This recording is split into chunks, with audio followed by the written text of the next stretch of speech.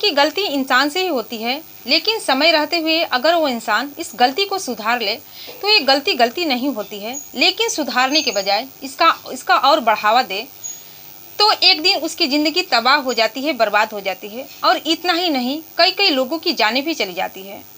मैं ऐसा इसलिए कह रही हूँ कि आज की जो ये सच्ची घटना है, इस घटना में कुछ इसी तरह का होता है।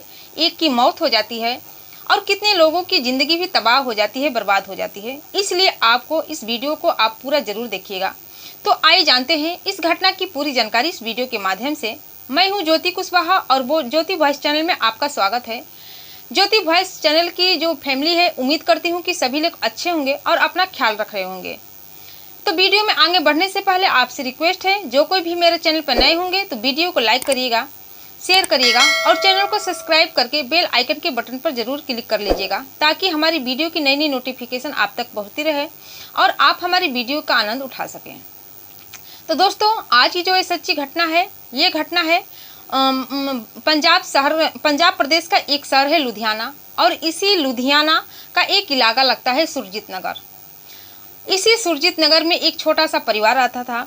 परिवार का जो मुखिया था उसका नाम है लोकेश कुमार। लोकेश की पत्नी जिसका नाम है रेखा।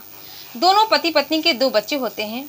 एक दिन लोकेश अपनी बाइक पर सवार होकर जहाँ पर वो काम करता था वहाँ पर जाता है, और जाने के लिए जो ही काम करने को सोचता है तभी उसके मोबाइल से कॉल आता है। मोबाइल पर एक कॉल आता है, और जब वो कॉल रिसीव करता है तो उधर से आवाज़ आती है कि जितना जल्दी हो सके तुम अपने घर पर जाओ, क्योंकि तुम्हारी पत्नी रेखा की हत्या हो गई है, किसी ने उसकी हत्या कर दी है। जब लोकेश यह बात सुनता है तो सुनकर हैरान परेशान हो जाता है। वह सन्न सा रह जाता है। उसे समझ में नहीं आता है कि आखिर वो करे तो क्या करे। इसके बाद वो न किसी से बात करता है, न किसी से कुछ कहता है, न किसी से कुछ पूछता है, और तुरंत अपने घर आ जाता है। जब अपने घर आता है तो देखता है उसके घर के सामने काफ़ी ज़्यादा भीड़ लगी हुई है। आसपास के जो ग्रामीण है वहाँ इकट्ठे हो चुके थे, और पुलिस भी वहाँ पर आ चुकी होती है। वो अपने घर के अंदर जाता है तो देखता है उसकी पत्नी की लाश उसी के घर के आंगन में पड़ी हुई है। वो दहाड़े मारकर रोने लगता है। पुलिस लाश को लेकर पोस्टमार्टम के लिए भेज देती है। इसके बाद उसकी हत्या किसने की है इसके बारे में जानने के लिए वहाँ के सभी लोगों से पूछताछ करती है। घर में भी सब छानबीन करती है कि कहीं से कुछ पता मिल जाए। बारीकी से बारीकी चीज़ों पर ध्यान देती है, लेकिन रेखा की हत्यारा का कुछ भी पता नहीं होता है। तभी आसपास के जो लोग होते हैं, जो ग्रामीण होते हैं, उनसे बात करती है। जब बात करती है तो जो एक आदमी होता है कहता है कि मैंने इनके घर के सामने से एक आदमी को जाते हुए देखा था अभी तुरंत, जिसका नाम होता है वीरेंद्र। और ये घटना 2 अप्रैल 2024 को हुई थी। इसके बाद पुलिस जब वीरेंद्र का नाम सुनती है तो उसका पता लेती है, और साथ में ही लोकेश से भी पूछती है कि तुमको किसी पर शक है। तो लोकेश बताता है मुझे शक ही नहीं, यकीन भी है, इसका हत्यारा वीरेंद्र है। इसके बाद आसपास के लोगों से भी यही बातें पता चलती है। जो पुलिस वीरेंद्र के घर पहुंच जाती है, जब उसके घर जाती है तो देखती है कि वीरेंद्र कुछ नशीली दवा खाकर बेहोश सा पड़ा हुआ है।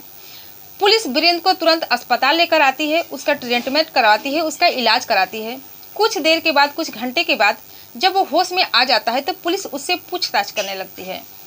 इसके बाद पुलिस जब वीरेंद्र से पूछताछ करने लगती है तो बिना किसी दबाव के वो पूरा बात सच सच बता देता है, और कहता है कि दरअसल सुजीत की पत्नी रेखा की हत्या मैंने ही की है। और जो कहानी बताता है, जो कहानी सामने निकल कर आती है, जिसे सुनकर पुलिस वाले और आसपास के लोग भी सुनकर हैरान और परेशान हो जाते हैं कि आखिर ये कैसे हुआ।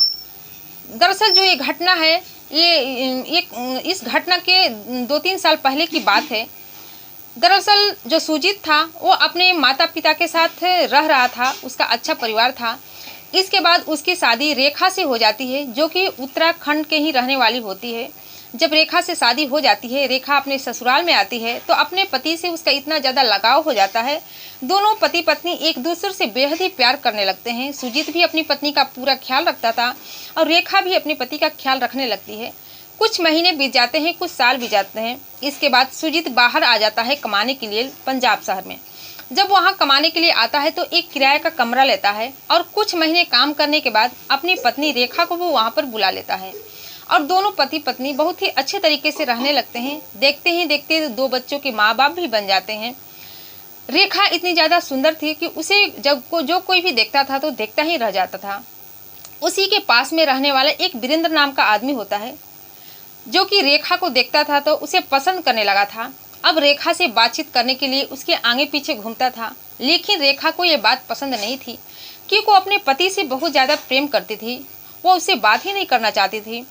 अब वीरेंद्र रेखा से बात करने के लिए कुछ उपाय ढूंढने लगता है। इसके बाद लोकेश से रिश्ता बनाता है, उसके साथ दोस्ती का रिश्ता बनाता है और इसी के जरिए वो लोकेश के घर आने जाने लगता है।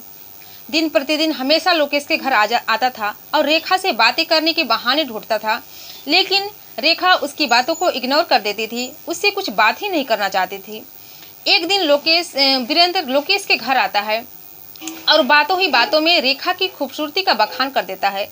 जब रेखा की खूबसूरती का बखान करता है तो रेखा खुश हो जाती है, क्योंकि अक्सर महिलाओं को जो सबसे बड़ी कमजोरी उसकी यही होती है कि कोई उसकी खूबसूरती का बखान कर दे तो उसकी हर एक बात मानने को तैयार हो जाती है।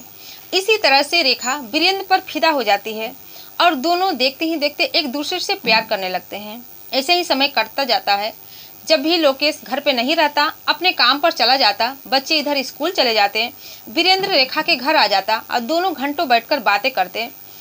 ऐसे ही सिलसिला चल रहा था और दोनों में इतना ज़्यादा प्यार हो जाता है कि एक दिन वो अपने बीच के मान मर्यादा को भूल जाते हैं और रेखा ही के ही घर में दोनों शारीरिक संबंध बना लेते हैं। और जब शारीरिक संबंध बना लेते हैं तो जब भी वक्त मिलता वीरेंद्र रेखा के घर आता, उसके साथ शारीरिक संबंध बनाता। कुछ महीने बीत जाते हैं, लेकिन लोकेश को इस बात का पता ही नहीं चलता है।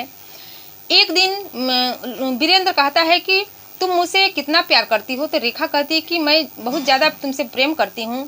इस पर वीरेंद्र कहता है कि जब तुम मुझसे इतना प्यार करती हो तो क्यों ना तुम मेरे साथ भाग चलो। इसके बाद रेखा कहती है कि ये बहुत ही बड़ा फैसला है और ये फैसला इतनी जल्दी में मैं नहीं ले सकती हूँ, मुझे कुछ समय चाहिए क्योंकि मेरे बच्चे हैं, मेरा परिवार है। इसके बाद वीरेंद्र चुप हो जाता है और वहाँ से चला जाता है। ऐसे ही कुछ महीने और बीत जाते हैं। एक दिन वीरेंद्र के दिमाग में यह बात आती है कि आज वो रेखा से पूछ बैठेगा कि वो उसके साथ जाएगी या नहीं जाएगी। यह तय करके रेखा के घर आता है और जब घर आता है तो रेखा से पूछता है कि तुम बताओ मेरे साथ चलने को तैयार हो या नहीं। इस पर रेखा कहती है कि मैं तुम्हारे साथ रिश्ता रखना चाहती हूँ, जब तक तुम तैयार रहोगे मैं तुम्हारे साथ रिश्ता रखूँगी, लेकिन मेरा भी अपना परिवार है, मेरे बाल बच्चे हैं, मेरा पति है जो कि मुझसे बहुत ज़्यादा प्यार करता है। इसके बाद वो यह भी बताती है कि दरअसल हमारे रिश्ते को आसपास के लोगों को पता चल गया था और वो जाकर मेरे पति को बता दिए थे, जो कि मेरे पति मुझे बिना मारे धमकाए ही अच्छी तरह से समझा चुके हैं कि तुम वीरेंद्र से दूर रहो तो यही अच्छा होगा।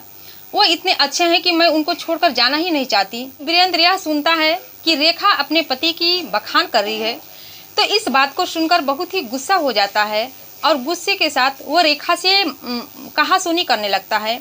इस कहासुनी में दोनों के बीच इतना ज़्यादा लड़ाई हो जाती है कि वीरेंद्र आग बबूला हो जाता है और रेखा के ही किचन में जाकर एक तेज धार वाला चाकू ले आता है और रेखा के ऊपर हमला कर देता है। इसके बाद रेखा की तुरंत मौत हो जाती है और तुरंत उसके घर से निकलकर अपने घर जाता है। तभी उसी के रेखा के ही पास में रहने वाले एक युवक उसको देख लिया होता है और घर जाकर कुछ नशीली चीज़ें खा लेता है ताकि उसका भी मौत हो जाए। जब ये पूरी कहानी वीरेंद्र पुलिस वालों को बताता है तो पुलिस वाले भी हैरान और परेशान हो जाते हैं। इसके बाद उसको हिरासत में लेने के बाद उसको जिला न्यायालय में पेश किया जाता है और उसे जेल में भेज दिया जाता है। और इधर जो रेखा होती है इस दुनिया से चली जाती है, लेकिन उसके बच्चे अनाथ हो जाते हैं। एक अवैध संबंध के चलते उसके बच्चे अनाथ हो जाते हैं। दरअसल उसके जो पति था लोकेश, उसके तो दूसरी पत्नी मिल जाती, लेकिन बच्चे को अब माँ नहीं मिल पाएगी। शायद रेखा इस गलती का बढ़ावा न देती, पहले ही सुधर जाती तो आज ऐसी घटना नहीं घटती।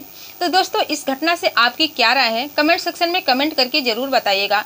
और ये घटना सुनाने का उद्देश्य आपको दुखी करना, परेशान करना नहीं था, बल्कि जागरूक करना था, सचेत करना था कि आप भी सावधान हो जाइए और सतर्क हो जाइए और अपना ख्याल रखिए। फिर मिलती हूँ अगले दिन नई कहानी के साथ, नई घटना के साथ। तब तक के लिए जय हिंद, जय भारत।